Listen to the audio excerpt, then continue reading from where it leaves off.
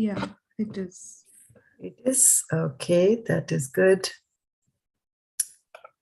And let's see here. Yep, it does say that. And let me check here on my cell phone also, which is showing up. Fantastic. Hare Krishna, Mataji, Dandat Pranam, Jai Shri Prabhupada. Hare Krishna, Sadhana Mataji, Dandat Pranam, Jai Shri Prabhupada. I know that you watched a little while ago.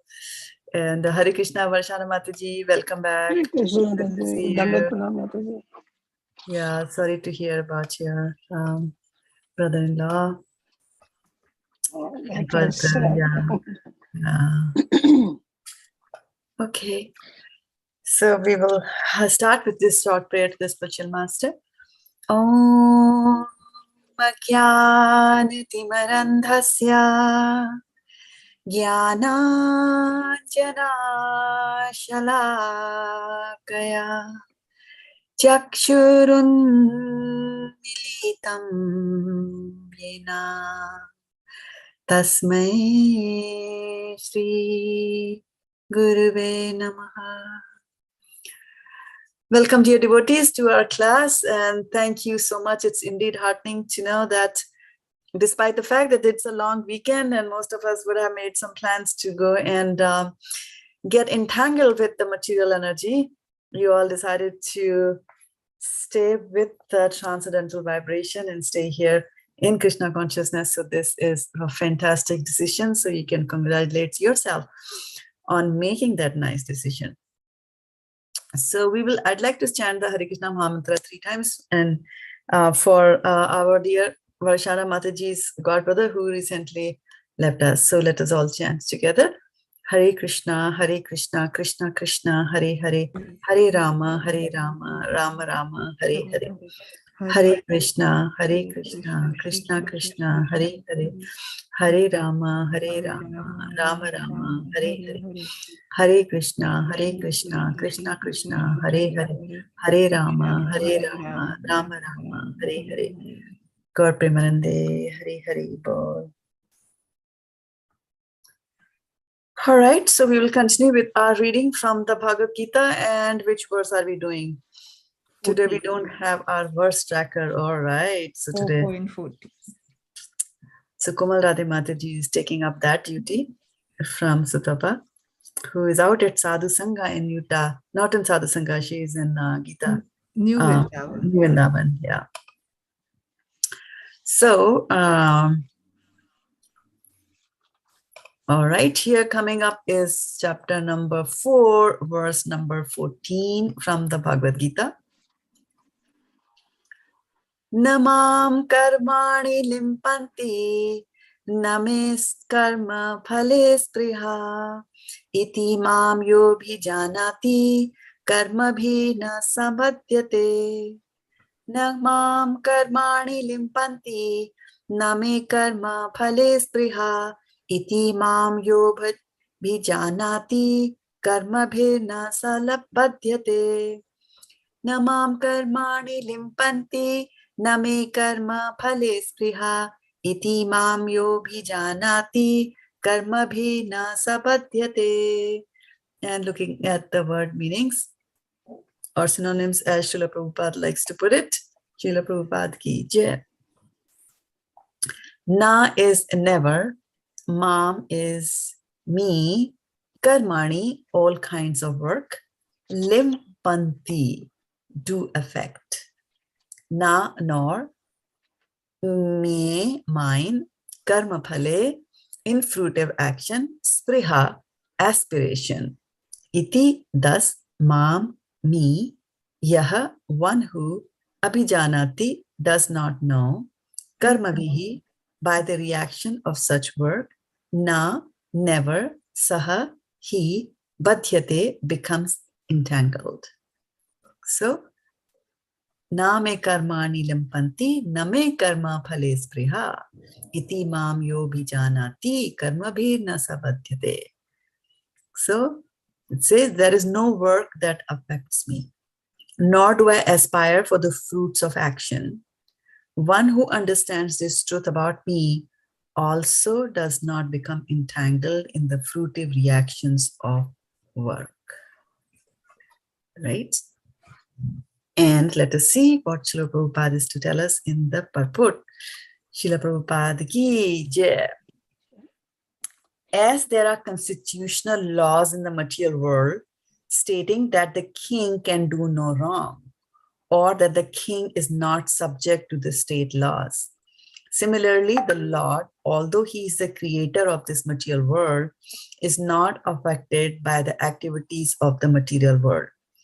He creates and remains aloof from the creation, whereas the living entities are entangled in the fruitive results of material activities because of their propensity for lording it over material resources. The proprietor of an establishment is not responsible for the right and wrong activities of the workers, but the workers are themselves responsible. The living entities are engaged in their respective activities of sense gratification, and these activities are not ordained by the law. For advancement of sense gratification, the living entities are engaged in the work of this world, and they aspire to heavenly happiness after death. The Lord, being full in himself, has no attraction for so-called heavenly happiness. The heavenly demigods are only his engaged servants. The proprietor never desires the low-grade happiness such as the workers may desire. He is aloof from the material actions and reactions. For example, the rains are not responsible for different types of vegetation that appear on the earth, although without such rains, there is no possibility of vegetative growth. Vedic Smriti confirms this fact as follows: Nimitta matram eva sau, srijya nam sarga karmani, pradhana karani bhuta, yato vai srijya shaktayaha. In the material creations, the Lord is only the supreme cause. The immediate cause is material nature, by which the cosmic manifestation is made visible. The created beings are of many varieties, such as the demigods, human beings, and lower animals, and all of them are subject to the reactions of their past good or bad activities. The Lord only gives them the proper facilities for such activities and the regulations of the modes of nature, but he's never responsible for their past and present activities. In the Vedanta Sutra 2.1.34, it is confirmed, Vaishamya ne grihine na shapekshatvat. The Lord is never partial to any living entity. The living entity is responsible for his own acts. The Lord only gives him facilities to the agency of material nature, the external energy. Anyone who is fully conversant with all the intricacies of this law of karma or fruitive activities does not become affected by the results of his activities. In other words, the person who understands this transcendental nature of the Lord is an experienced man in Krishna consciousness, and thus he is never subjected to the laws of karma. One who does not know the transcendental nature of the Lord and who thinks that the activities of the Lord are aimed at fruitive results, as are the activities of the ordinary living entities, certainly becomes entangled himself in fruitive reactions. But one who knows the supreme truth is a liberated soul, fixed in Krishna consciousness. Hare Krishna. So we'll take a pause here and take some reflections on what has been discussed here, or what you heard, not yet discussed.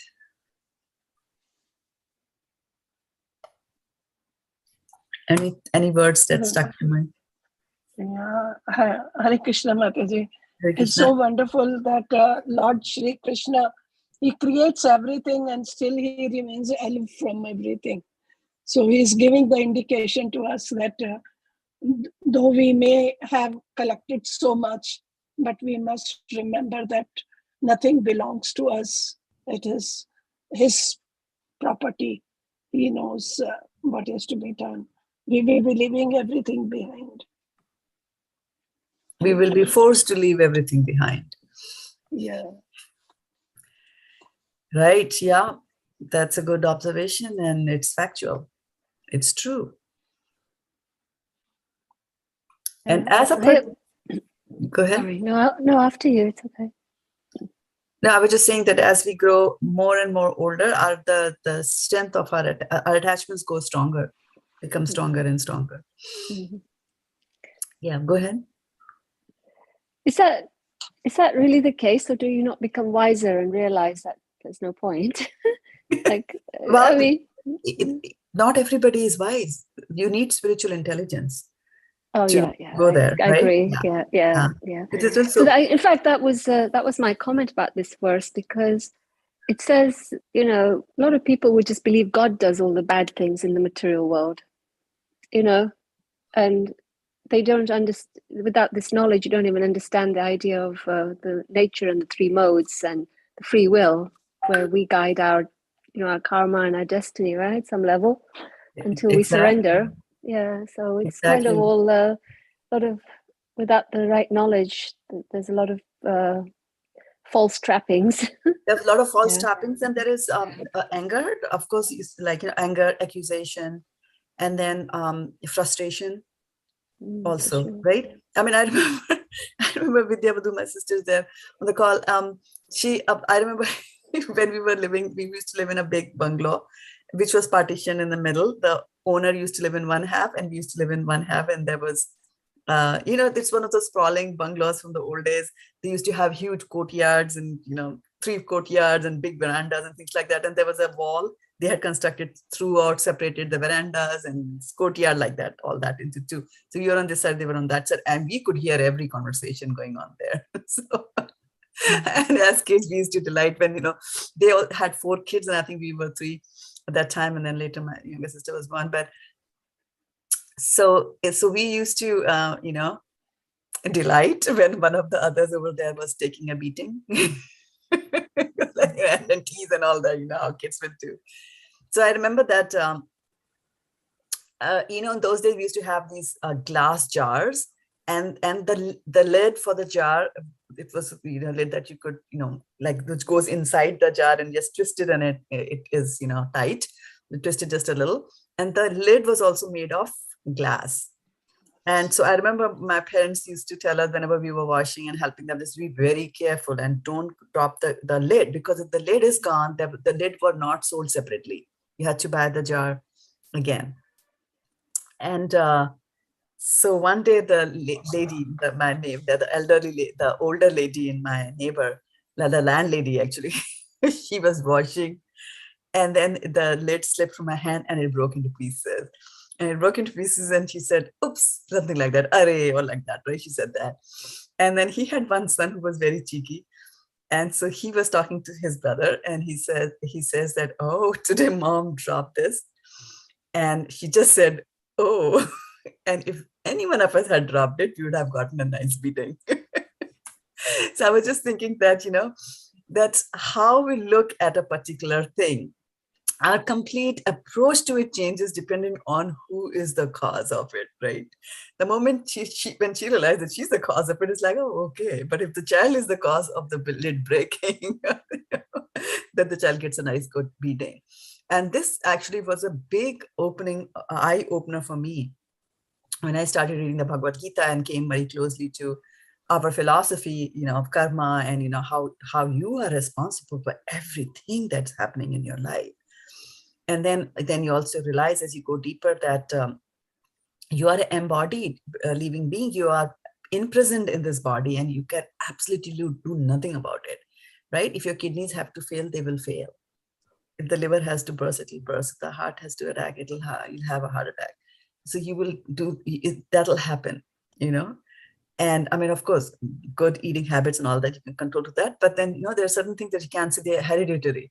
You will get it like that. So you feel so cornered in this material world that, it's just helpless. You don't want to bald. And as the age comes, your hair starts falling down. There's nothing you can do. They put them back and stitch them like that. So life is difficult. It is difficult. And then you start thinking that the wise will just start thinking like, I'm cornered. I'm in a bad situation. What do I do? Right? Get a good lawyer. And that's where you take to the Shastras and go and get, then you realize that, what Krishna is saying, Krishna is giving me an offer that I'll take you back.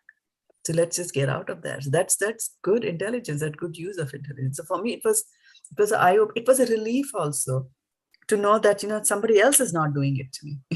I have done it to myself. Like, nobody broke my glass lid. I broke it myself. So it's okay. It's okay when it happens like that. And that makes a large difference. So it's a very good point that you bring up, Sadhana, because it makes a very big difference. It's a very big difference to your approach and the attitude and how you look at a situation like that. And the interesting thing is that I heard a lecture on Vishnu Puran from somebody, I don't remember now, but they were talking about, what happens when the soul dies, and everybody's interested in knowing that, what happens, and why do you have these rituals, and why do you burn the body, and why do you do Shraddha after 1 year, and things like that. So they were talking about all that. And one of the things that he said, of course, was if a devotee dies, then, it'll be like Vishnu Dutas will come to take him back to Godhead. But if you are not ready to go back to Godhead, then other things can happen.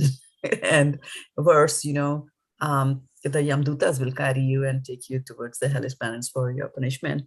But so he talks about what happens the first day, second day, like that, 11 days, and then the soul starts on its journey to take a rebirth, not yet ready to go back to Godhead, journey to take the rebirth. Then actually, even very close to the death, all your life flashes by in front of your eyes, like a fast flash, how they show them in the movies.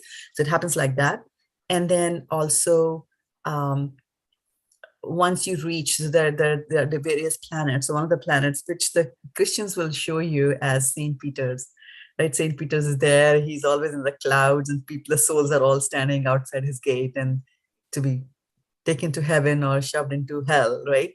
So we also have, our St. Peter is Chitragupta, who has been taking account of everything that we have done. And so we sit there and we look at our lives. And this is so interesting that when I was 15 or 16 years old, I had read a book, The Cave of Ancient. It was a Buddhist book from a Buddhist monk. And he was talking about the Buddhist philosophy. And this was also, this resonates with what is there in the Vishnu Puran. And so he was talking about a man in China, rich man in China. He dies in the evening, and then the same process he had also described there. So basically what happens is that the soul will go through his own whole life to see what decisions he had made and what had happened, good, bad, everything is flashes by very quickly.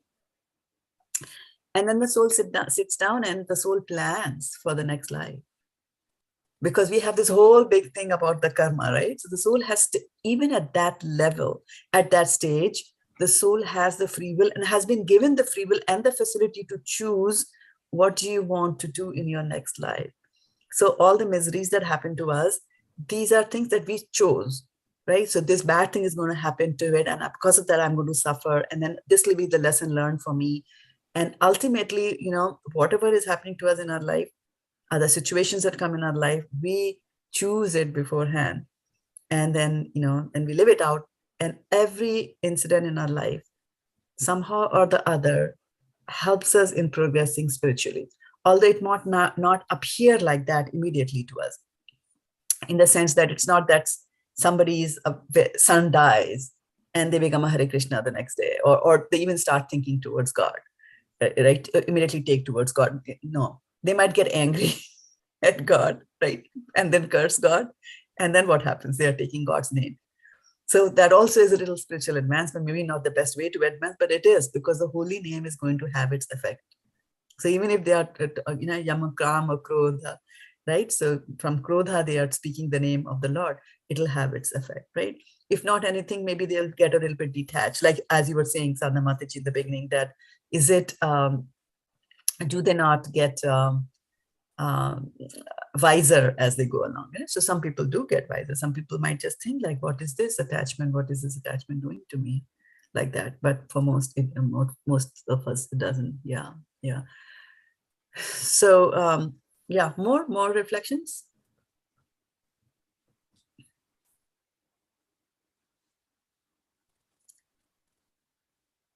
Anything else that you heard in today's verse? God, tell us.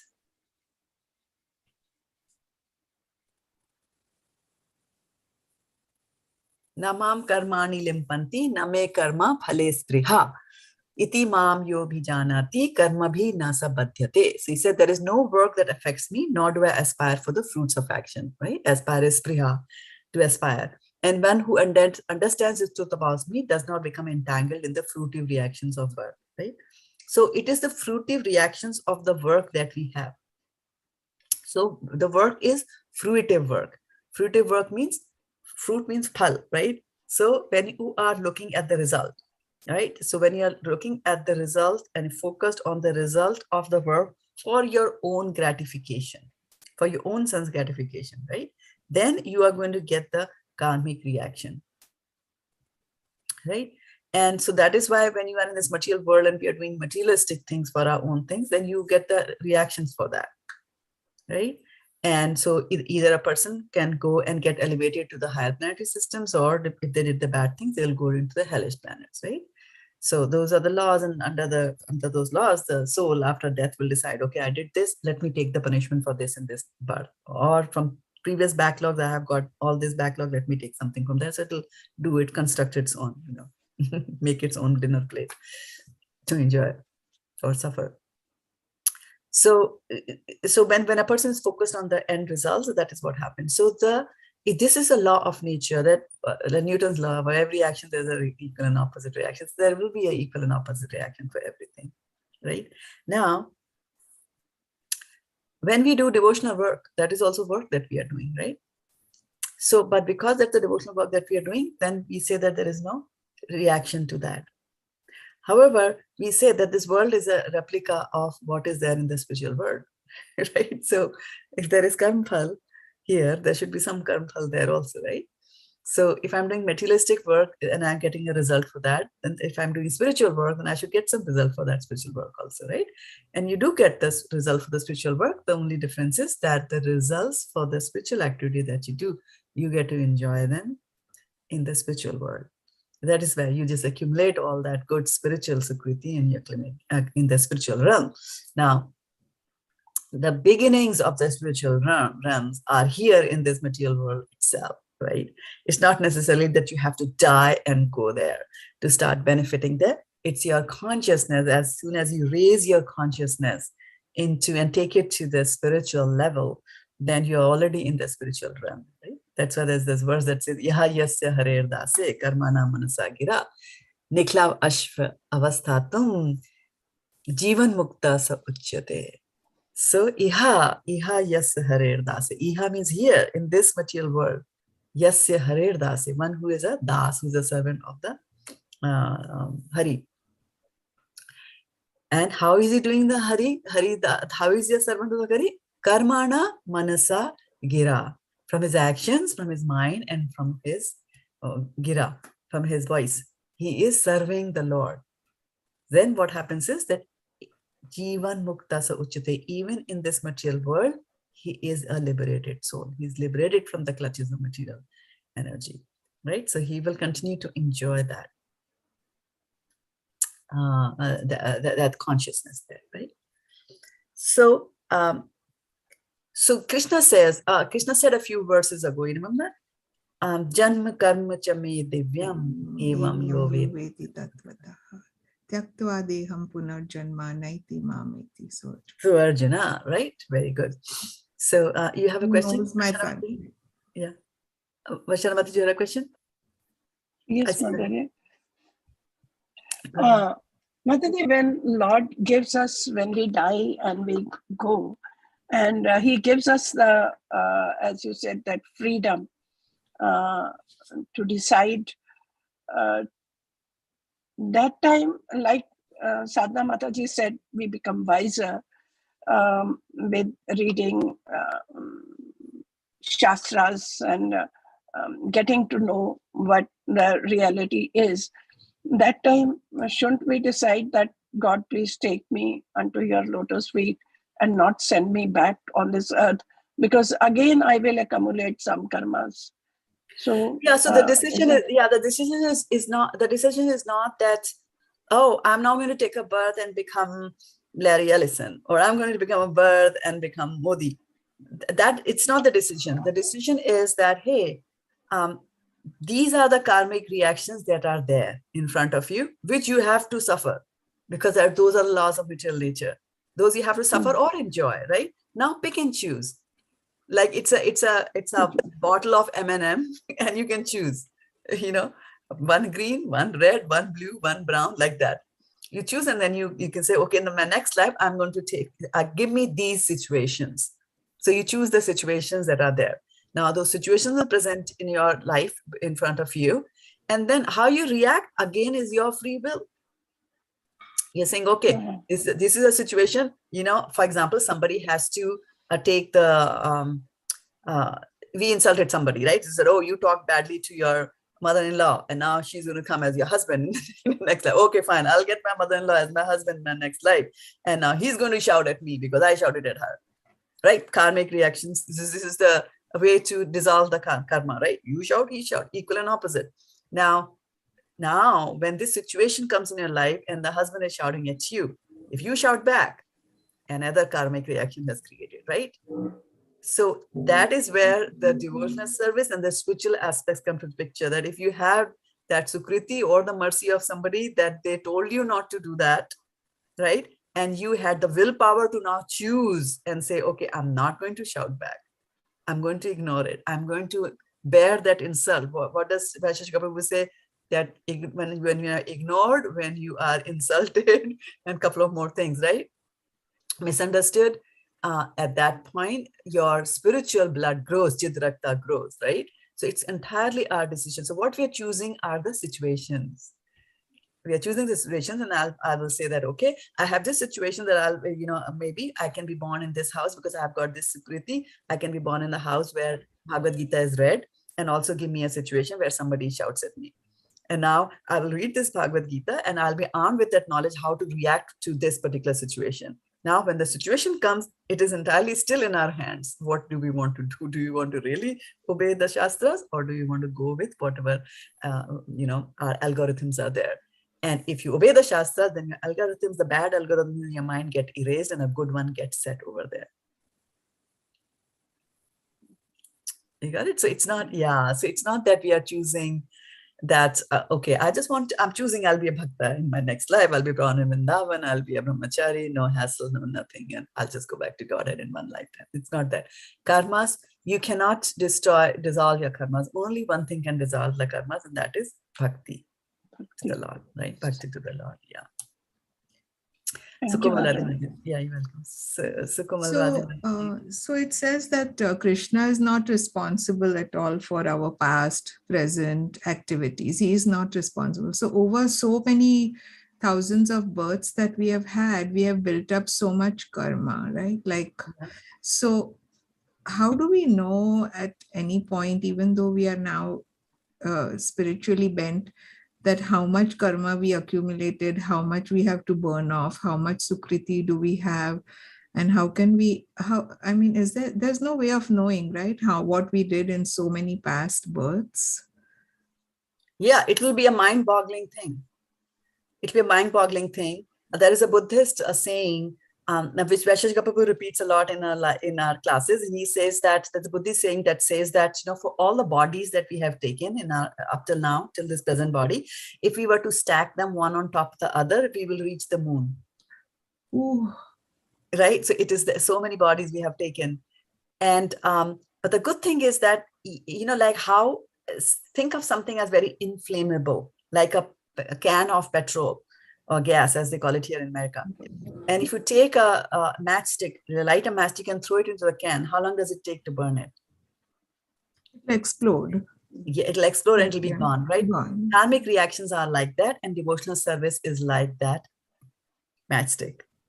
Karmani nirdahati tu kintu cha bhakti bhajam govindam adi purusham tamaham bhajami. Right? So what bhakti does is what other activities might just do is if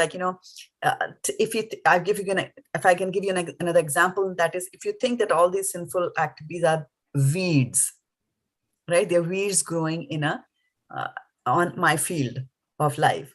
So one way to do is I can take a tractor, mower, and I can mow all the weeds and then throw them out. I'm on a clean slate. Guess what? 1 week later, the weeds will grow again. The weeds will grow again, right? But now if I take and throw some kerosene on the soil and then I burn it, then what's happened? The roots are also going to be burned. That is very, very important to root. The roots the main thing has to go away, right? And so the main thing that has to go away here is that our attachment and our sense of enjoying things for ourselves, that has to go away. And Now the thing is that, how will this sense of enjoyment and wanting to enjoy go away? Because I'm an enjoyer. Why? Because Mame Vancho Jivaloke, I'm a part of Krishna. Krishna is the supreme enjoyer. How can I not be an enjoyer? I have to be an enjoyer, right? So nobody's telling you not to enjoy. I mean, I think the Hare Krishnas enjoy the most. All that you have to do is you enjoy it with Krishna. Enjoy it with Krishna. So that change, once that change happens, then all this bad karmic reactions. So don't worry about that. The first thing is that, we are saying that we need to go back to Godhead, right?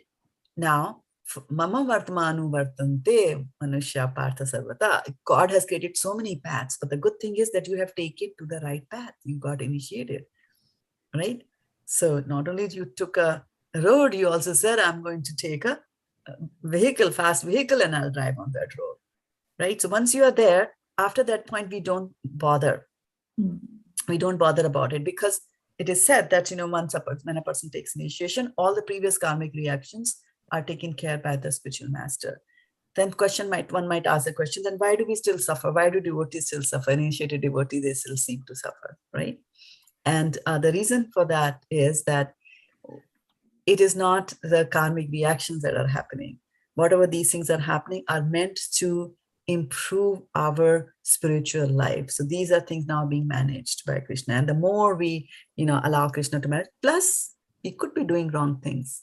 We could be starting our counter again, right? So it's better not to start our counter. Try our best not to start that counter ever, once you're already on that path like that. So then that verse which says that if you know the transcendental nature of his transcendental nature, then we will not take birth again, because we are aware of his transcendental form. Exactly. One who knows it. Evam yo veti tattvataha, knows that in truth and believes in it. Not just philosophically, here, right? Like that, right? So first, and then after saying that verse, Krishna is now talking in this verse, right? He's talking further about what he does. And he's saying that, see, whatever I do, that does not, I'm not bound by it, right? And so there's a very famous story of, once Krishna was in Vrindavan. There have so many flavors of this story, and I'll tell you this flavor. And I saw Spurti Mataji joining us today. Welcome, Spurti Mataji. Good to see you here. So Krishna was walking with his wife Rukmini, and they were in Vrindavan, and they were by the Yamuna. It was a beautiful evening and a beautiful day. And then you could see it was clear, and you could see everything across the river. And there are some, huts are there where hermits are living. And Krishna says, "Oh yeah, I think that is Durvasa over there." And I was told that, in this month he's going to be there. So then he says that, Rukmini, why don't you make something? Why don't you cook something nice and, give it to him? So Rukmini says that, yes, let me just do that. So she goes and then she starts cooking in wherever she was living. Starts cooking, and she prepares nice dishes, and, a big whole bunch of, 50, 60 boxes and all that, she ties them all together, and then she goes to the river. And then by the time it's evening and some little, it's getting a little bit late in the day. And so she looks around, and she does not find a single boatman to carry her across. And then, so she's worried, and she says, how do I cross this? So she turns to Krishna and says, Krishna, what do I do now? I cooked all this food, and now how do I carry it? Because Yamuna is now full, totally full. So she said, well, don't you just go to Yamuna and say that, Yamuna, the Adi, Nastic Brahmachari is ordering you to part your ways. Just how when Jesus Christ came, the seas part and he could walk. So the Nastic Brahmachari is saying that part the way and make way for you. So then Rukmini was puzzled, and we all know Rukmini's nature. She was a very sweet wife, not, hot-tempered, not questioning. She was very sweet and submissive, right? And she would never question her husband. Satyabhama was a different character. But Rukmini, this is Rukmini. So Rukmini doesn't question, but she's a little bit puzzled, and she's saying like, okay, so who is the Nastic brahmachari? She's just thinking about that. So then Krishna sees her countenance, and she says, he's asked her like, dear, what is bothering you? You have more questions. So she says, yeah, I just want to know who's that, Nastic. Nastic means always, without fail. So now who's the Nastic brahmachari? So he says, then Krishna looks at her and says, me, of course. And then she just keeps quiet. She has no idea, like this man with 16,108 wives and the gopis to throw in for good measure. He's saying that he's a Nastic brahmachari, but doesn't say anything. She just quietly goes to the Yamuna and then goes there at the bank, and she prays and says, Yamuna, please, the Nastic brahmachari is saying, please make way for me. And Yamuna Devi listens to that, and immediately the river parts. She's able to go across there. She reaches the Durvasa Muni's hut, and she gives the food to him, and he relishes the food. He eats of them, all the 15-20 boxes of food that she had brought, he eats all of them. He eats all of them very nicely and thanks her. And then as she's coming out, he comes to escort her to the riverside. And when she reaches the river, she just says that, why don't you, where is your boat? Where is your boat wala? As we go to a rickshaw, we take a rickshaw wala and we tell rickshaw wala, you wait. I have some work here, 2 hours, I'll be back. You wait, I'll pay you, then you take me back. Where's your boat wala?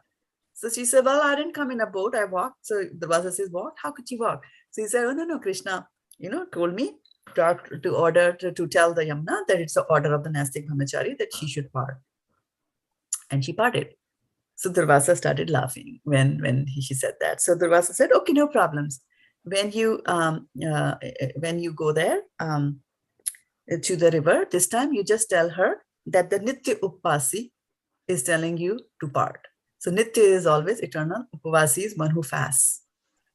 So then she says, okay, and who is the Nitya Upavasi? Who's the one who fasts always? So Durvasa Muni said, me, of course. And she's confused. And then she says, okay, doesn't say anything out of respect, right? And nobody messes with Durvasa Muni, right? So she just quietly goes there and to the river, and she says, Nitya Upavasi is saying that, please part, Yamuna Devi. So Yamuna Devi parts and goes there. And so anybody on looking at it might just think that, how come, what is this that is happening? We just don't understand what Krishna is doing, Janma and Karma. What karma is this, right? I mean, you are doing all this and still you are saying that I am a Nitya brahmachari or Nastic brahmachari, like that, right? So for us to raise our consciousness to that level and understand, and even for to understand Durvasa Muni, that when people are, and this Durvasa, who had eaten so much, right? So when he's eating, when these exalted personalities are eating prasadam, you might think of them as eating, and sometimes you might even think like how in Krishna, especially in ISKCON, some Swami come and Maharajas come and they eat so much. Right? 3 times good appetite. How can they eat so much? And then the devotees and the disciples are saying, eat some more. And then somebody says, oh, but Maharaj, I made this for you. And that cries in tears. And they'll say, okay, bring it on. I'll eat it. How can they accommodate so much, right? How does that happen? And is that not addiction? Is it not enjoyment? Right? As Durvasa Muni, got eating 20 boxes of tiffin Rukmini has made. But the thing is that, when they eat that, they're actually eating it for the Paramatma in their hearts. So it's a very different thing. So to understand that and appreciate that and to be in that consciousness, that is when we actually understand Krishna. How many of us really, really, really believe that Krishna lifted the Govardhan hill? We might read it and then go there to Google and try to find out, is there something? Is there some evidence? Where is it said? Is there a support? Is there as long as those doubts are there in the head? Yamuna had no doubt at all. She immediately parted. She had full faith that yes, what Krishna is saying is indeed the right thing, right? And so trying to understand and go into the nitty-gritties of how all these things happen. I mean, Ras Leela, Ras Leela has made Krishna so infamous for those who don't understand Krishna. Right? I mean, how can you do that? It's such an immoral act. But then when your consciousness goes to a higher level, and when you understand more about the Shastras, and you're convinced that, everybody in this world is a female, and Krishna is the only male, right? Then your mood and the way you look at things, all those things they change completely, right? And let me bring up a verse from Srimad Bhagavatam 10th canto, where there is mention about the Ras Leela, inside that there's Gopi-Geet and all that stuff. And why does Krishna even, do these kinds of things, right? Why does he have to do Ras Leela? So let me see if I have something.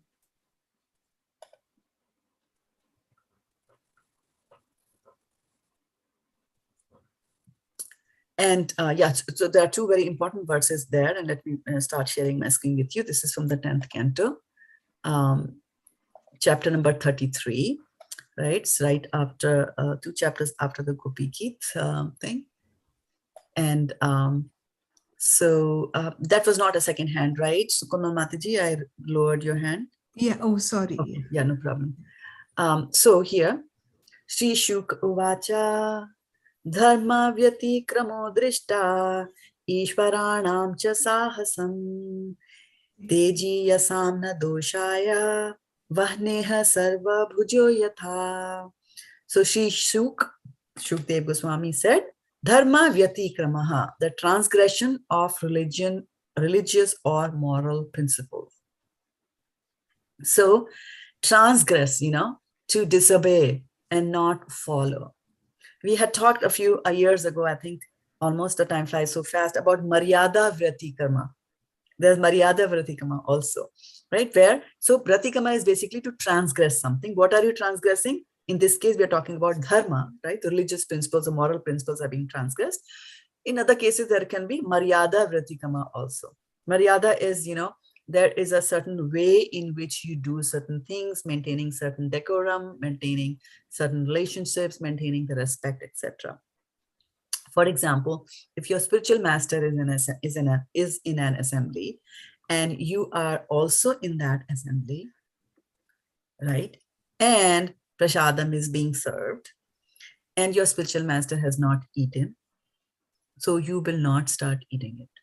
You will not start honoring the prasadam. If you start doing it, it is Maryada Vyatikrama, right? Similarly, if your spiritual master is in an assembly, he hasn't left the assembly yet, but you leave the assembly without taking permission from your spiritual master to do so, is Maryada Vyatikrama. Like that, right? So here we are talking about Dharma Vyatikrama, so transgression of religious or moral principles. One of the moral principles is that you don't dance with other people's wives in the middle of the night, right? Drishtaha, seen, Ishvaranam, of powerful controller, right? Ishvar means controller. Cha, even, Sahasam, due to audacity. Teji Yasam, who are spiritually potent. Na, does not. Doshaya, lead to any fault. Vahnehe, of fire. Sarva, everything. Bhujaha, devouring. Yatha, as. Sukdev Goswami said, the status of powerful controllers is not harmed by any apparently audacious transgression of morality we may see in them, for they are just like fire, which devours everything fed into it and remains unpolluted. This is such a powerful statement. And when I read this, I came across this again a few, I think a year ago. A year ago, it changed my perspective on, it was not necessarily the morality of people who are in power, powerful controllers, but it just reminded me that whenever I see my seniors or people more powerful, bosses, super bosses and all that at work behaving in a certain way, I should not have my mind, juggling and starting opinions and going in a spin and thinking about these things, Let them be. If they're right, they're right. If they're wrong, then there's Krishna to take care of them. I should not start my own opinion circle inside my head, right? Let Krishna handle this here. And it is such a the status of powerful control is not harmed by any apparently audacious transgression of morality, we may see. Now, a lot of people, when they read the Mahabharata, so Mahabharata and Srimad Bhagavatam are very different. And Mahabharata is meant for a certain class of intellectuals. And Srimad Bhagavatam is meant for even higher class of intellectuals. So in the Mahabharata, they'll be telling you about how to live life. There will be talks about dharma and not following dharma and suffering because of this and suffering because of that, right? So people will read that, and when they are at that level of understanding, they will ask that question. For example, Kunti Maharani had served Durvasa Muni. Today seems to be an evening dedicated to Durvasa. So she had served Durvasa Muni very nicely when she was a young girl. And Durvasa Muni was very happy, and he gave her boon that he could call any demigod, right? And then one fine afternoon, she's sitting and she's thinking that, did he really mean it? Is it really going to happen?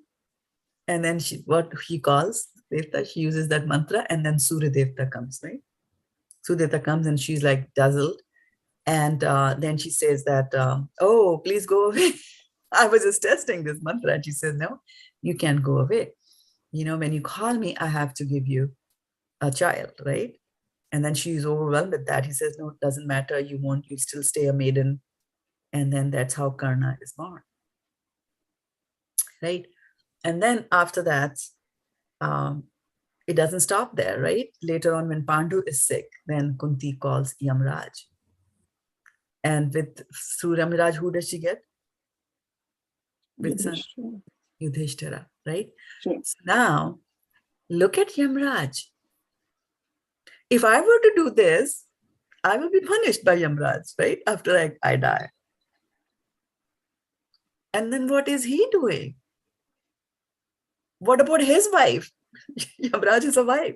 What about his wife? Any Kunti in the world is going to rub a mantra and you're going to go there and give her a child? What is there, right? So we have to come into that frame of mind to understand that there are layers and there are realms higher than ours, and the rules over there are different.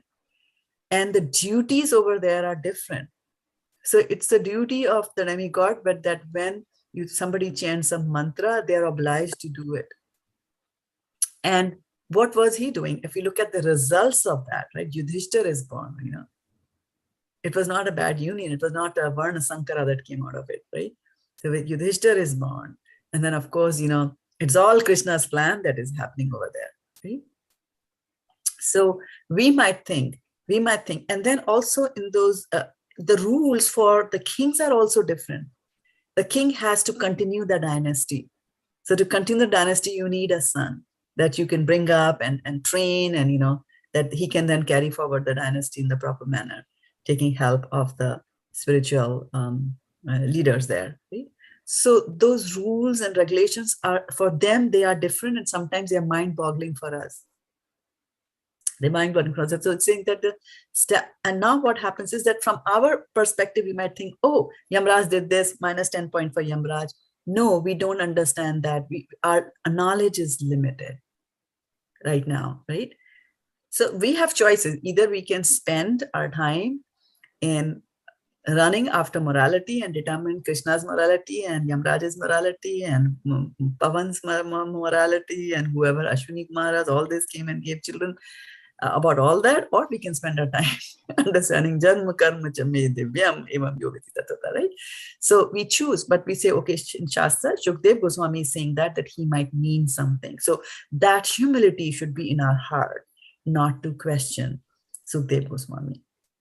And that humility will come, from mercy of the Lord, from mercy of the devotee, and for our chanting, right?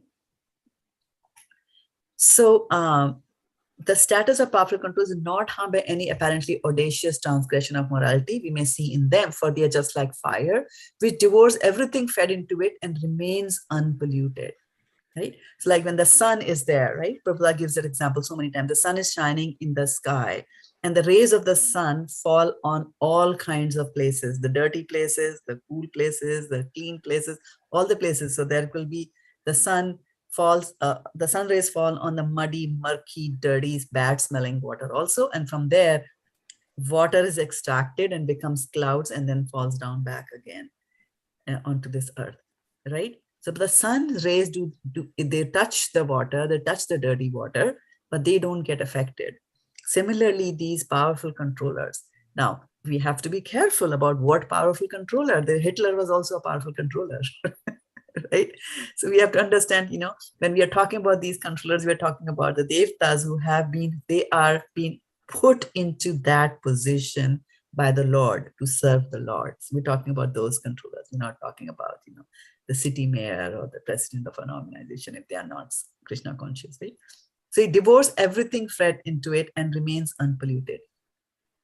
Great potent personalities are not ruined by an apparent transgression of moral principles. Sridhar Swami mentions the examples of Brahma, Indra, Soma, Vishwamitra, and others. And actually, even in the mundane world, I remember one of our presidents had an extramarital affair, and it was, all, and then in the beginning it was like, oh, this is all nonsense and lies and all that, and then he was cornered, and then he confessed, came on the television, confessed, and said sorry to the citizens. And at that time, the others, they said that he has been ruling the country so nicely and, is a good economist and all that, let him continue. So we see that even in this material life, that in this material world, that, there are some apparent transgressions they do of moral principles, but sometimes they are not ruined because of that.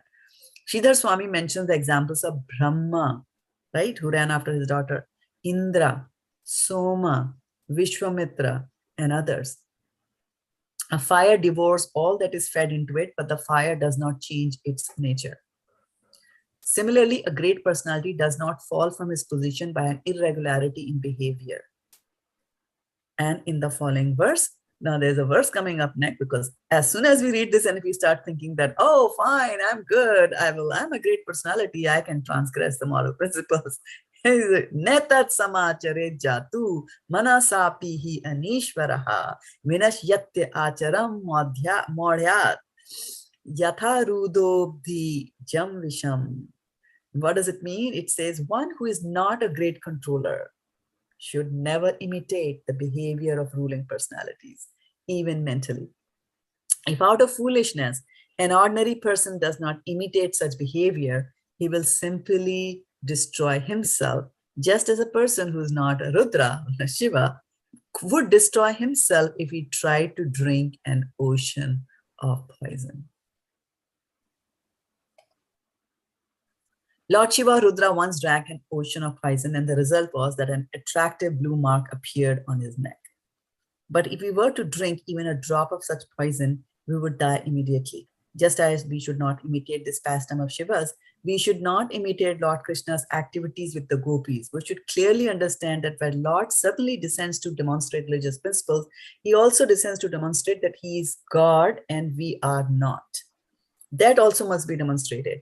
The Lord enjoys with his internal potency and thus attracts us to the spiritual platform. We should not try to imitate Krishna, for we will suffer severely because of that.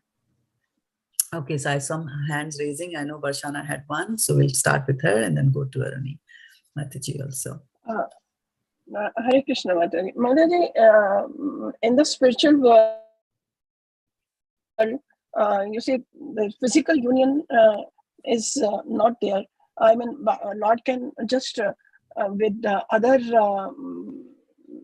you see, he can just see the thing and do the other activity like touching the thing. So it could be that way, Mataji, that there was no union as such, but just looking at the thing, they could have the child. They can have the child. Yeah, that is right. And it's a very interesting thing that you know, the Shastra says that the union was there in the case that I have mentioned. Yeah, but that is true that Krishna does it. Angani, yes. Yeah, so but even Brahma produces, you know, Manasa Putra. Manu was born from his mind, from Brahma's mind. He also does that. But in these cases, it was mentioned that there was a union. And one more thing I wanted to say, but it just slipped my mind. Anyway, it'll come back again. Arunimataji. Yeah, I just wanted to comment on the example that you brought up about the president. Yeah, I mean, I think we all know who you're talking about, so I won't name the person. But I just wanted to say, I don't necessarily think that, this is my opinion, that it was necessary. It was because he was doing everything else so well that his transgression was overlooked or, forgiven. It was more like he had this great presence of personality, charisma. And I think through his charisma and his presence, that's what, that's what got him through it. I mean, he was subject to a lot of ridicule and so on, but if it had been somebody else, they probably wouldn't have, they probably wouldn't have gotten through it the way he did. But he had this presence. And so people weren't focused on so much the good that he had done, or rather the good that he had done got overblown. Whereas for somebody else, like Obama, for instance, it probably he would have had to do a lot more to have got their attention. But in his case, he had this great, magnetic personality and charisma. And I think that's what got him through. Yes. But the thing is that he was a great controller, right? And there are good-looking, charismatic people in companies and they get fired, right? And a big company, the CEO had to resign for having an affair with a employee. So those kind of things happen. However, two things to remember over here. One is that there were other presidents who had to leave the office for so-called lesser transgressions. And then also that these kinds of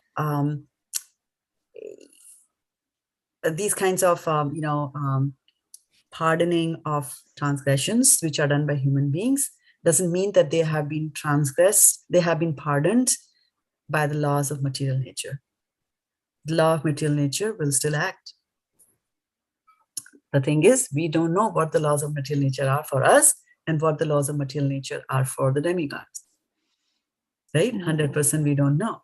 Just as if we were to drive a car through the red traffic signal, then we will be fined if we are still alive. Right?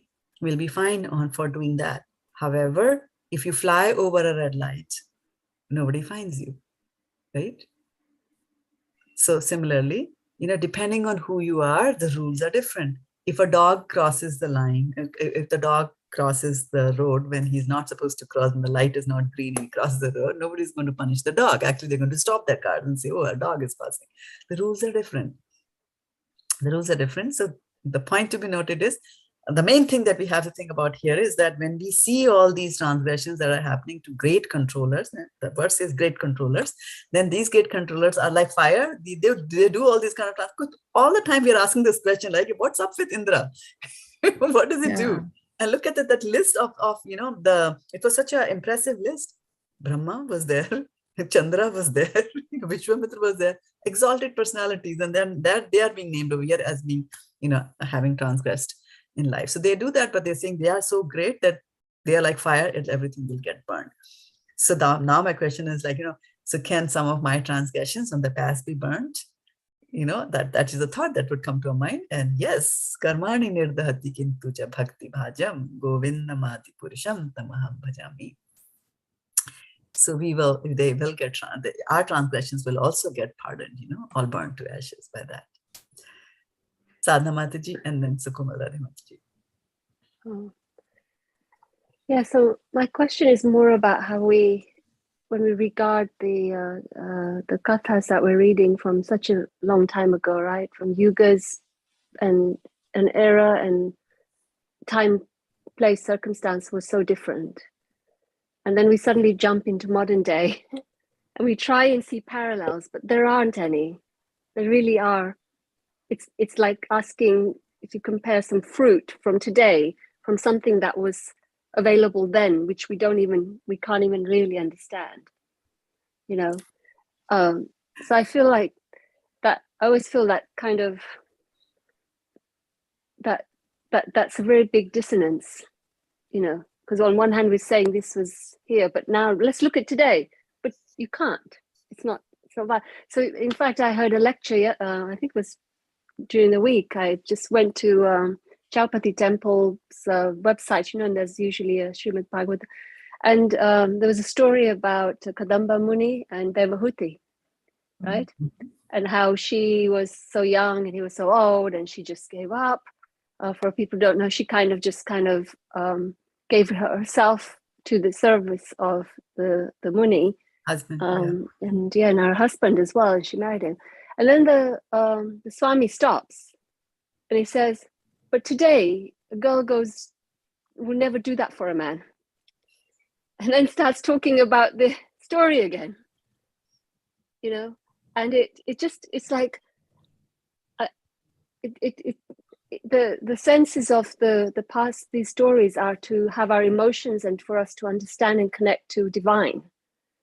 But we pollute it as soon as we bring in something that's happening today in the material, in Kali Yuga material world. We pollute it entirely, like it's like that's how I feel. Like there's this sacredness, that's there in the stories, that represent a state and being that's beyond us.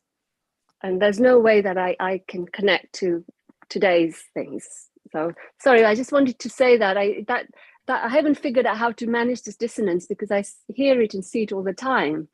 So I don't know if this makes sense, but anyway. It makes sense. Yeah, it definitely makes sense. And you know what? We do it. And Rashashika Prabhu brings the concept of an embassy, right? And he says that once he lost his papers in India and he had to go to American embassy in India.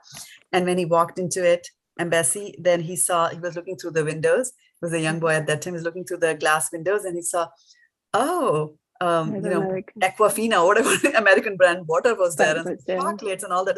Hey, this is a little America inside India, right? And so when we take to devotional service, so a couple of things that we keep in mind. We keep in mind is like, these are things in the past, but we do live in the past, right? Especially with our spouses. Like you said that to me 10 years ago. I'm still feeling so bad about it. Like, we do live in the past with them. So we can always go into the past and live. I mean, I have this pastime for myself, is that, there are some palm trees outside where I live, and there's some water that, close by. So I always will close my eyes and I will think that this is Satyuga, and I'm in some ashram and I'm enjoying it, and there's Karda Muni there and devotees there, like that. So you can always take your mind, Manorathena asit bhavato vahi. You can sit on the chariot of your mind, and it's entirely up to you where you want to go, right? So that's one thing. You can always take inspiration from them. That is how life has to be lived. And I started doing that.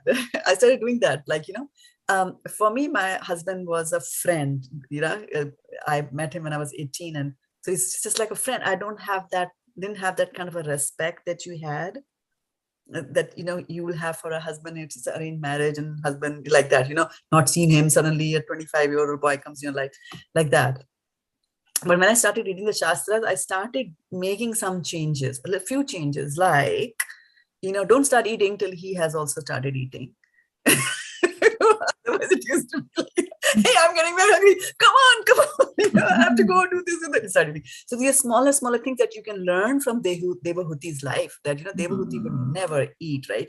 She didn't even have time to comb her hair like that, right? And then also, how do I live in this bad Kali Yuga? How do I even relate to this, right? How do I make the switch is what you asked, right? Mataji, you make that switch every week. When you come to ISV, it's a different world. Yeah. Then on Monday, when you go and sit your office desk, it's a totally different world. It's a totally different world. And we do so many things at our temple that we would never, ever do in our other material life. We will never, ever do. Never, ever. But we do it, right? Because we know that's the right thing to do, right? And do wives serve their husbands? Nirakla Mataji is a classic example of how wives serve their husbands, Amazing. Amazing. I mean, at a time when I know that there was a friend that I knew, she had a baby. And the baby was born all of a sudden, so she didn't have her mother or anybody older close to her. It was COVID, nobody could come close to her. And then her mother-in-law was going to come to help her. And then she was talking, and all the young friends who were around her, she was like, hey, you know what? Your mother-in-law is coming. Now, gai tu to gai, teri to life khatam, life is done. She's coming. She'll make your life a hell, right? And this girl was so messed up in the upper story, right? So she calls me at like 12 midnight. That I'm so worried, what's going to happen, and she's coming. Then I asked her to sit down and think it through. I said, your mother-in-law is traveling, sitting on a plane with the risk of being exposed to COVID. She's coming here to take care of your baby. So, don't think like that. If you start just thinking right from before she has even opened your mouth or raised her hand to torture you, you shouldn't form informations in your head like that, right?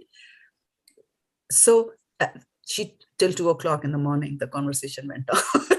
In the end, she just thanked me. And I said, there'll be some moments where you might just feel that. And also remember that your husband is her son. She might by naturally do certain things to your son and ignore you or forget you and things like that. But you should be the one, being thankful that she's coming. And then also taking care of your child for you, because you are not capable of taking care of the child, right? Because you're like that. So she understood that, and she was very happy. Actually, when her mother left after 4 or 5 weeks or 4 or 5 months or whatever, like she was very thankful for her mother-in-law for doing that. So this is one aspect of how people look at the mother-in-law, how they look at the in-laws, and why are these all young girls polluting her head for a mother-in-law who's not bad, right? On the other hand, look at Nirakla Mataji. She used to sleep in the same bed as her mother-in-law when her mother-in-law was sick. Which American does that?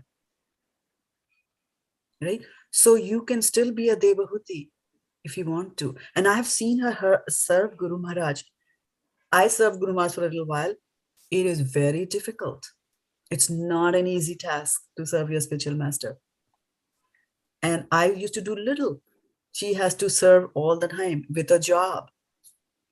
Serving all the time. They do it. They can do it. So you can do it. You're a soul. If you want to, you can do it, right?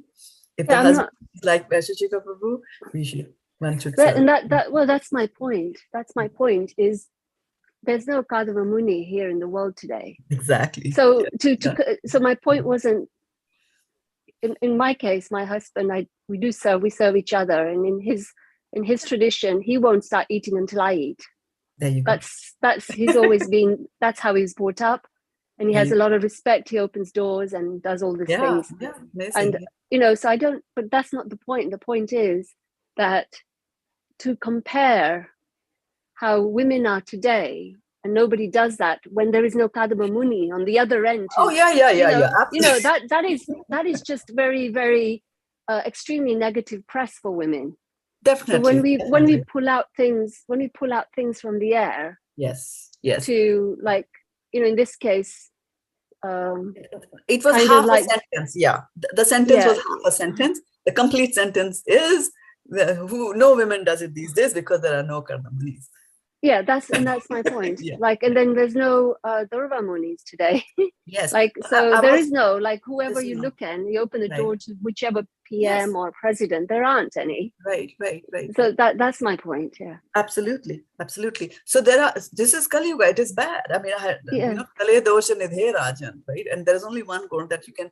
But however, since we are in devotional service, right? We are in devotional service, even if we are not married to a Kardamani, right? Our behavior should be like that of a devotee.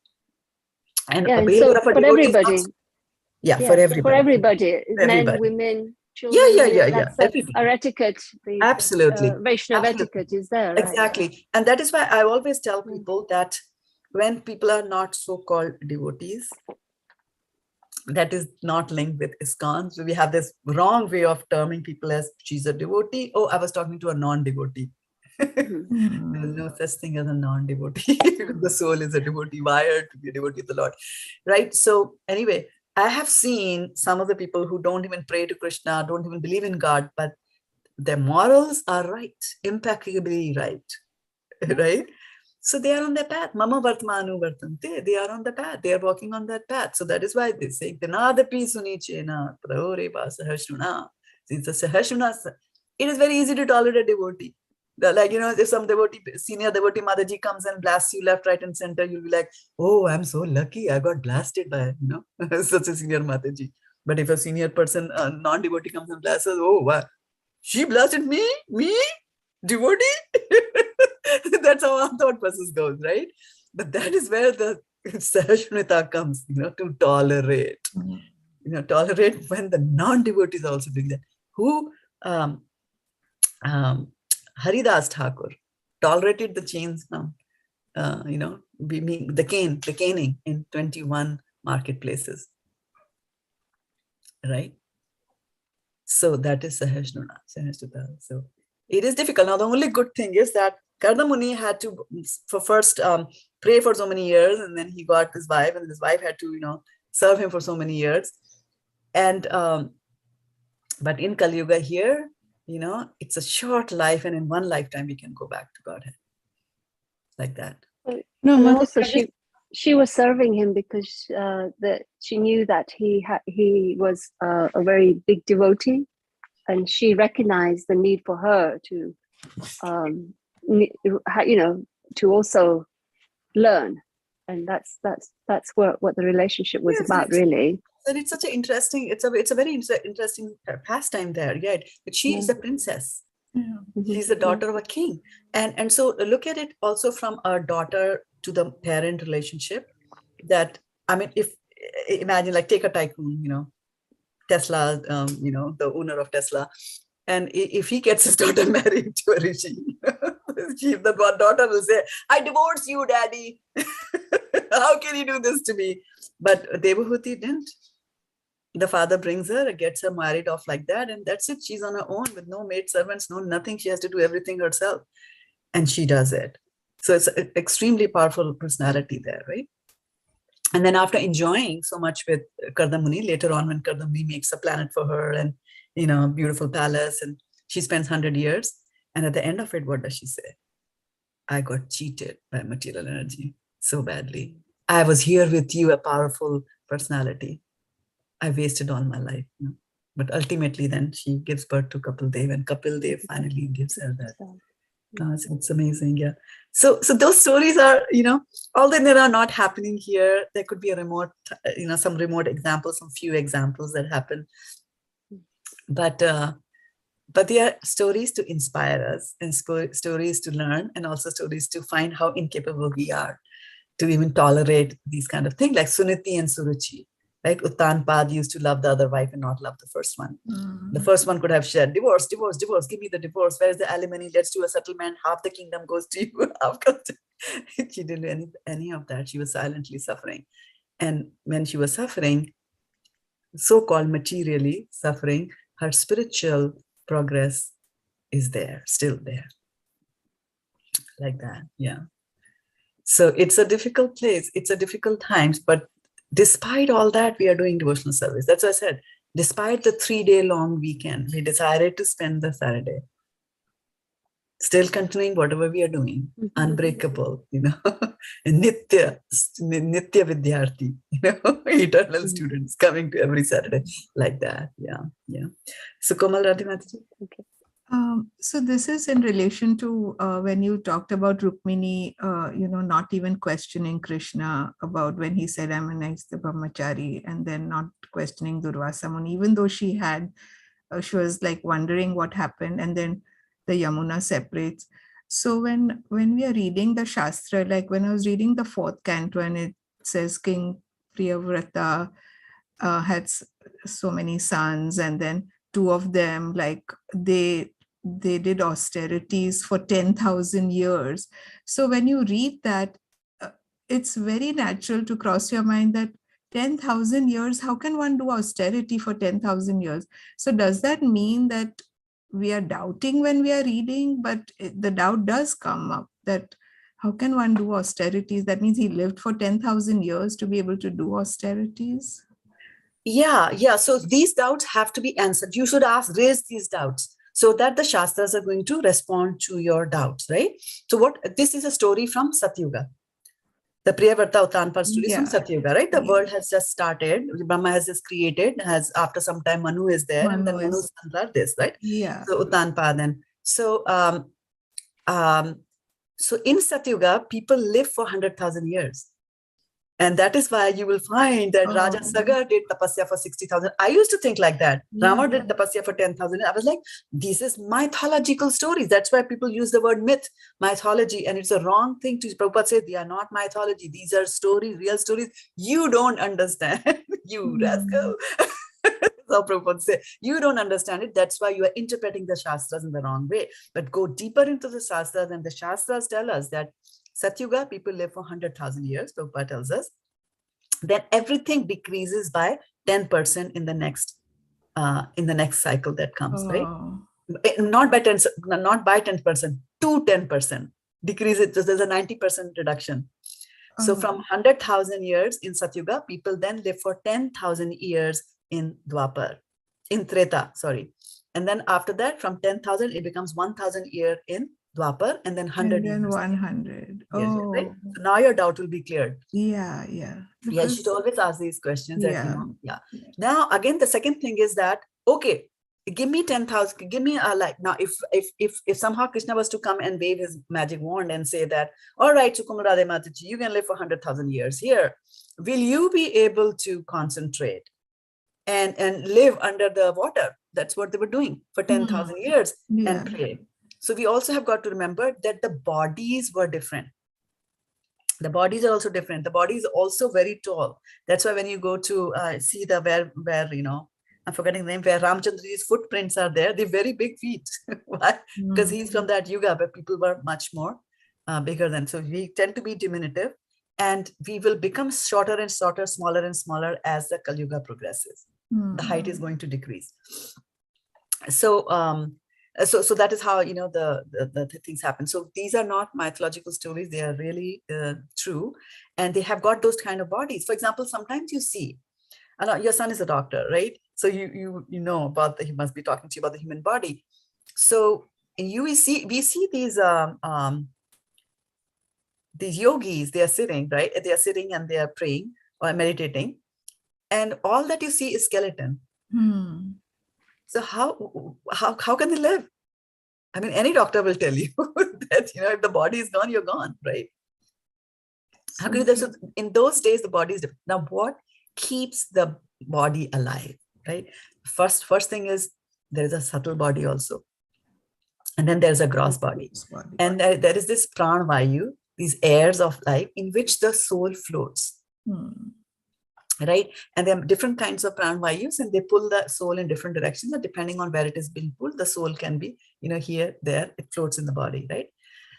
And so in Satyuga, how these pranavayus flow is different in the tubes that flow inside the body, right? And the pranavayu in the body of a Satyuga person flows in the bones, in the bone marrows.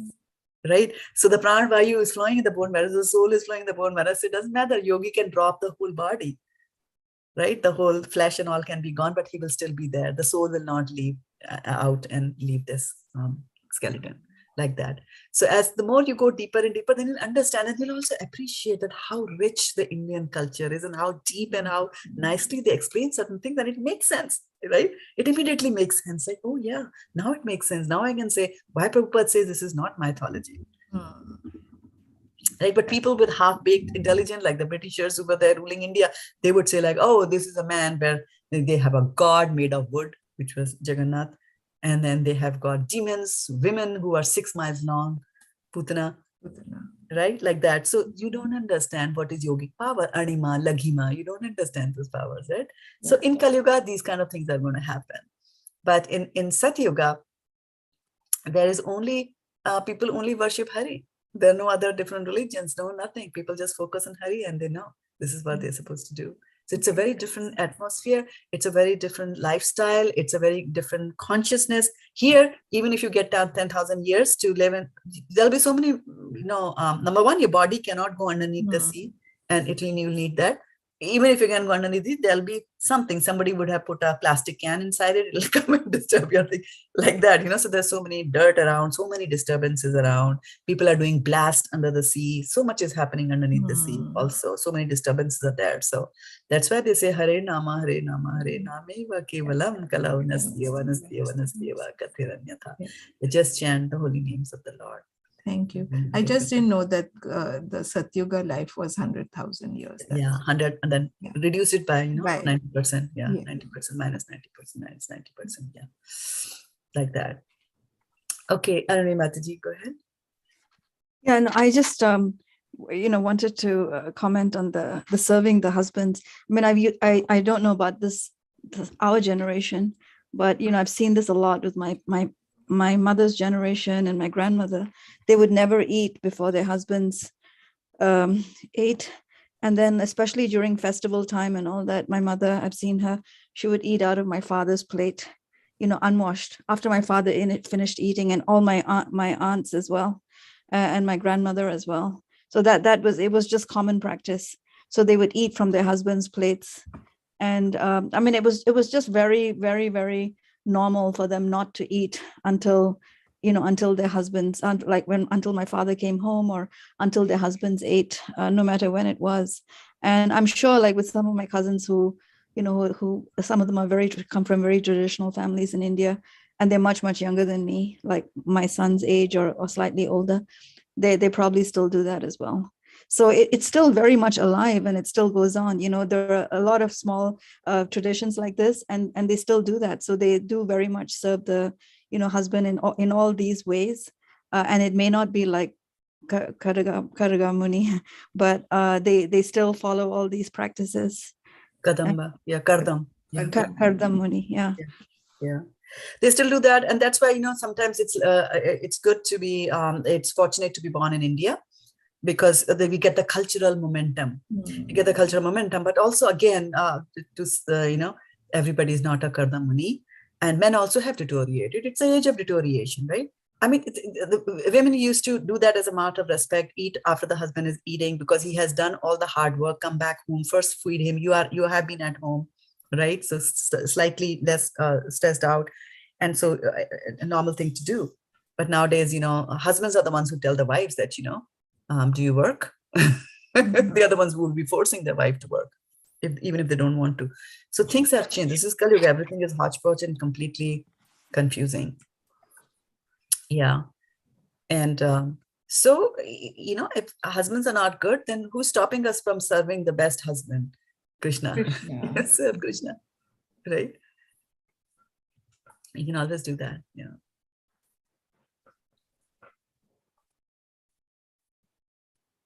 Yeah. So this is a very powerful verse that we have today here. And, so God does not get entangled even if he goes and does the rasa dance. And it is so amazing that, because that's the biggest thing that accusation against Krishna that is held, right? I mean, Krishna stealing butter, that's fine, people laugh it off. But then, meddling with other people's wife is something people just can't tolerate. And the way, again, the consciousness has to rise to that particular level to be able to appreciate that.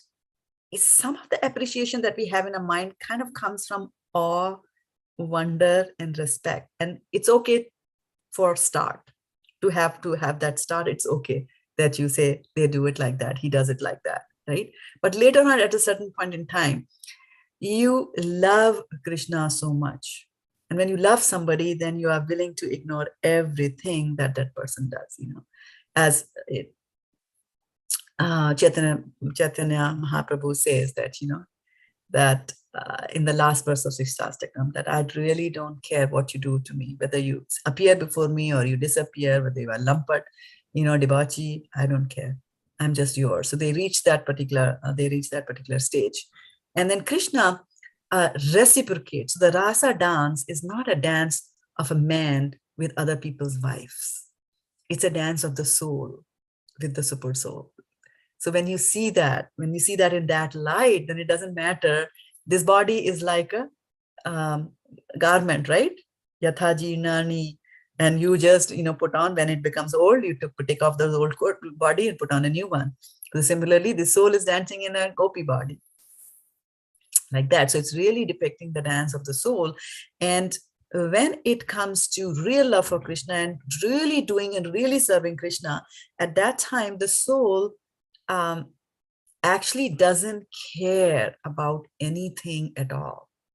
When Krishna blows on his flute, right? And there are different kinds of flutes that Krishna has. He would have one flute for the cows. And when he blew that flute, the cowherds would come to him. When he wanted to go out and play with his cowherd boyfriends, he would blow another type of a flute, and the cowherd boys will come. Bal Gopals would come to him, right?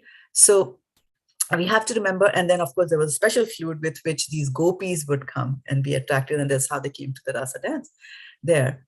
And then in the beginning of the rasa dance, Krishna tells them that, about dharma. He's giving them dharma shiksha. Hey, you are somebody's wife. You're not supposed to be doing here. What is it that has brought you here in the dead of the night? This is not a forest. And, he talks about all that. And then there also you see that the ego was there, and till the ego was not blasted, the dance doesn't stop. So he's doing something at a very different level. And all that we have to remember is that Krishna doesn't get affected by anything that he does.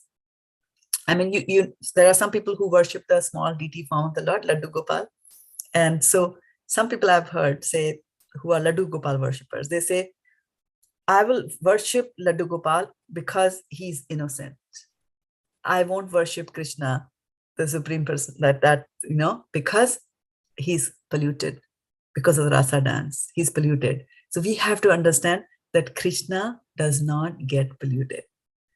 So we should not be making this demarcation that I will only worship Laddu Gopal because he's sweet. Well, because he's small, then you're thinking he's, not God. When he was 6 months, he killed Putna. So there's no difference. When he was 5, he was lifting over the hill. When he was, a little older, he was dancing with the gopis. But anyway, in those days, people used to get married so early. Go ahead, Sadhana Mataji, for the last question of the day. You are on mute. Yeah, sorry, not a question. I'm not going to be long-winded. Just a comment that I think Vishaka Prabhu told me one time, and it was about this pastime with the gopis and Krishna and the rasa dance. She said to me that it was the gopis, when they were at home, they did an excellent job of serving their husbands and their families, so that when they went to the rasa dance, nobody would suspect anything.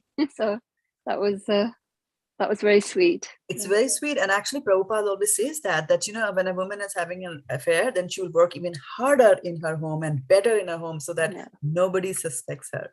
And actually, it's not just women, even kids do that. I used to do that. I used to run extra chores for my mom and then ask her, can I go out to play? Like that. So we all do it. Yeah. But that's a good thing.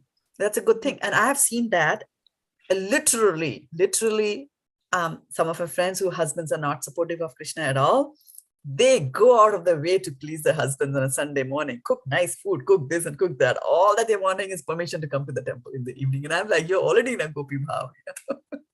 You're running away from home. You have come here to the temple to meet Krishna. That's love that brings them there. Yeah.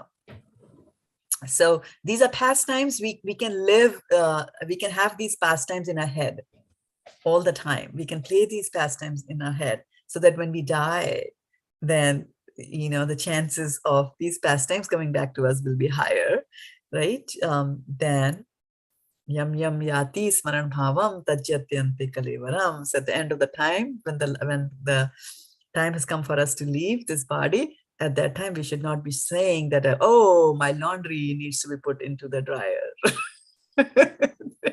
Think about the past times. Like, even if you are doing laundry, think about where the gopis would have done the laundry, who did Krishna's laundry, so on and so forth, like that. So try to bring Krishna as much as you can. And Krishna is what's that word? I always forget. Prophylactic. Sukumal Radhe Mataji, tell me. Prophylactic. Prophylactics, right? The ones that you take to prevent. Yeah, prophylactic. That, right? And then there is antiseptic. That after you get the infection, then you apply the antiseptic. So Krishna is both. Chanting the names of the Krishna will prevent you from falling into darkness. And if you are in darkness, then chanting the holy names of Krishna and thinking about Krishna will bring you out of it. And if you don't do that, if you don't go for Krishna and you try to engage in your activities here in the world, then he says that you will get, there's a very nice word from today's verse. What was the word used? Let me bring up, I'm forgetting it here. Entangled, I think, right? Yeah, entangled. Badhyate becomes entangled. You get entangled. And about the entanglement in life, Prabhupada gives such a nice example, tells such a nice story of a brahmachari who used to sit down and chant, and he had just 2 dhotis, one he would wear, one he would wash and he'll keep. And so one day as he was washing his dhoti and hanging it out to dry, he saw that it was, there were holes in the dhoti. And he was thinking like, oh, the dhoti is torn out, but doesn't matter, this one is a new one. I'll survive. So the next day comes, he washes this good one, hangs it out to dry, and then he sees there are holes in it. And he doesn't know. So he asks his friends, like, I don't know what is this happening to my dhoti. So they say, oh, there is a rat in your house. And he's nibbling at your clothes. So he's like, I don't know what to do. Okay, let me see if I can catch the rat. But of course, you can't catch a rat like that, right? They're so nimble and fleet. So then he goes back to his friends and he asks them, like, what do I do? And then he says that the friends tell him that, you know what, you should get a cat. The cat will eat the rat and then he'll be fine. So he gets a cat. So the cat eats the rat and then wants more food. One rat is no good enough. So now the cat is roaming around the house. Meow, meow, meow. He wants some food. So now he's worried and he said, now this cat is not allowing me to meditate. And I have to read this whole Bhagavad-gita. My spiritual master had said that I'm going to come back to your village in 1 year. I'm going to ask you that. And so he is, worried. It goes back to his friends again. He said, oh, the cat needs food. Didn't you know cats drink milk? So what do I supposed to do? How do I get milk? I'm a brahmachari. I don't work. So you can go and beg. So he goes out to beg for milk. Not everybody gives him milk. This little milk, comes back home, gives it. He's so tired. He's like, oh, my 16 rounds are remaining. So then he goes back to his friends again, like, this is not going to work. What should I do? He said, well, let's be self-sufficient. Why don't you get a cow? So he goes and, begs, and somebody gives him a cow for donation. So he brings the cow home, and then, of course, he has to get the grass for the cow. He has to take care of the cow, take care of the cow for walking, wash the cow, milk, all that thing, right? So he's completely, there. And his sadhana is completely messed up. So he goes to his friends, and the friends say, well, now, of course, you can't do both the things together, So why don't you do this? Get a wife. And the wife will take care of the cow. And then you can focus on that, right? And this way, 1 year passes by. So when the guru comes back here, by this time, this brahmachari has got a child, has got a wife, has got a cow, and a cat. And there are no rats, though. But there is no Bhagavad-gita either, right? So this is how entangling it is. It is where life, this material life is very, very entangling. And our idea is to get out of it. And that is the reason we have karmic reactions. Why should we have karmic reactions? Couldn't there have been another way, right? So there's a very nice examples our acharyas give. And this is from the old timers. The new timers listening, young people won't be able to correlate to that. When I was at school, the naughty boys who did not do the homework, the teacher would say, show me your hand. And then you showed them the hand, and out the ruler would come, and they were smacked, right? Actually, like that on the hand. So, or a long cane, and then they would be caning them. So a naughty child doesn't do the work at the home. He's playing around, jumping, shouting, dancing, and has not done the homework. And the mother knows that tomorrow he's going to get a beating nicely in this class because for not doing the homework. So what does the mother do? She takes the thickest gloves that she has, the child's glove, the thickest pair of gloves, and she puts those on and says, okay, you wear these gloves to school today. He goes to school and the teacher says, didn't do the homework? Yeah, I didn't do the homework. So he says, show me your hand. And of course, the teacher gives him back. Now, because of the glove that the teacher is wearing, the glove the teacher is wearing, the child is wearing, he doesn't feel that much of the pain that is there. Okay? So obviously, the pain is less like that, right? So the first thing is, why does the teacher beat him on the hand? Why does the teacher give the cane in the hand? Teacher gives the cane in the hand so that the child will remember the pain that was there, and next time when he's about to goof up, he will not goof up. So that is why there is a karmic reaction. It is meant for us to learn. We should not look at it as a tit for tat. You did this, you did that, right? Although it looks like it's a tit for tat, but there is a reason behind it. That, tit and then a tat is coming because to make you learn something, right? And then you're making you learn, so that is why that cane is coming. But then if you take to devotional service, then devotional service is like the glove on your hand that your mother put, right? So devotional service is the glove. Your mother is Krishna and the teacher is Maya. So the laws of the real nature are that if you did not do the homework, you're going to get it, right? Now, Krishna is above all that. Why? Because these are laws of material nature, and Krishna is completely spiritual. Whatever Krishna does is spiritual. It's not on the material plane. We might think, avajananti ma mudha manushyam tanum ashritaha param bhavam na jananto mama bhuta maheshwaram. So the mudha, those who are mudas don't understand that it's not that I have this body, right? I am completely spiritual. I can do whatever I like, If you're thinking I'm dancing with the gopis here in Vrindavan, in the pastimes, I do that there also. Lakshmi Sahasra Sata Samprama Sevyamanam Govindamadi Purusham Tamaham Bhajami. Brahma is saying that, there are lakhs and lakhs and thousands, sahasras, thousands of Lakshmis who are serving Krishna in the spiritual world. So he's there.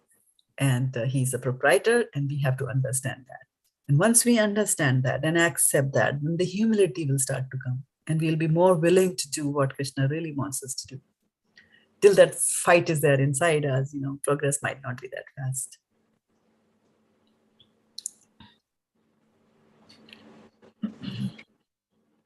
Okay, so on that note, I will call it a day. Oh, was there a question, Varshana Mataji? Yeah.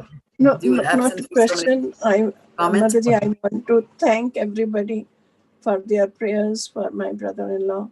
He went finally very peacefully, and that too on Ekadashi day, and that too the sun was on Uttarayan. So that was very auspicious. Though 2 days before only it was decided to remove the ventilator, but God really, that day I realized my faith has become more deep now, in the sense that he was to die, 2 days before, because they were supposed to remove the ventilator. And I requested my husband, I said, why not wait for 2 more days? And he said, what nonsense. Suppose he lives after removing the ventilator also. And look at Lord's plan. On Tuesday, he suddenly, a spark, is there is a spark in him. He opened his eyes, he smiled, and we saw him on the phone, and his son showed us. And we had a hope that now he might improve. And we decided not to remove the ventilator, and decided to have the surgery next day for the ventilator to put through the neck. But next day morning, his condition worsened, and he remained. A doctor said that we will see for 1 more day and see if it improves. But at night, while doing the dialysis, they did it only for 2 hours. And after that, Mataji, his pulse went down to 52, 30, 52, 50, 48. So it started. And in the morning on Ekachi Day, 6:45, he left his body. So God had a plan that he should leave on Ekadashi only. So that was, I realized that you try and do whatever you want to do, you cannot do. And when doctors also can't do, when the plan is his and he has planned to take him on that particular day. So this was... Yeah, thank you. Thank you for sharing that beautiful story. And also, one thing to take away from here is that how the devotees look upon death. Right? I mean, our focus is totally somewhere else. Our focus is like, is it Ekadashi or not? Is it Ekadashi or not? Right? Somebody else might be saying, did he write a will or not? Right? The mood is different. The approach is different. The consciousness is different. And if there is a devotee in the family, then, it affects the whole family.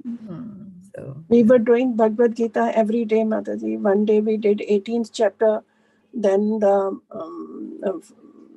Chaturshloki Bhagavad-gita, then the second chapter. So we were doing and chanting in a group. So one mala, if we are 10 people, 10 malas are done. So this is how we were doing, the whole family sitting together and chanting for him. And luckily everybody agreed to me. Otherwise, you see, who am I to do anything? You see, Lord. Yeah, so it is these times that people have what is known as Smashan Vairagya, and they're more conducive for listening. So there's a little spark that is there, and we just hope and pray to the Lord that, we continue to fan the spark in some way or the other.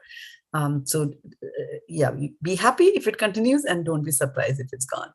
Right? Everybody, Mama Vartmanu Vartmante, everybody's walking some road that Krishna has created for them, and they will walk in that road till the time is right for them to do that. But we distributed Bhagavad Gitas also on the 4th day. Whosoever came, we gave Bhagavad Gita. Very nice, very nice. Good. It was nice. Thank you so much for all your prayers, everybody. Thank you so much. Thank you, Mataji. Thank you, Shraddha Mataji. It was an awesome class. Hare Krishna. Hare Krishna. Pranam. Thank you. Hare Krishna. Every knowledge picked up from the Parampara. So nothing comes from me, except for that story of the glass lid. That is mine. All right. Okay. Take care, Mataji.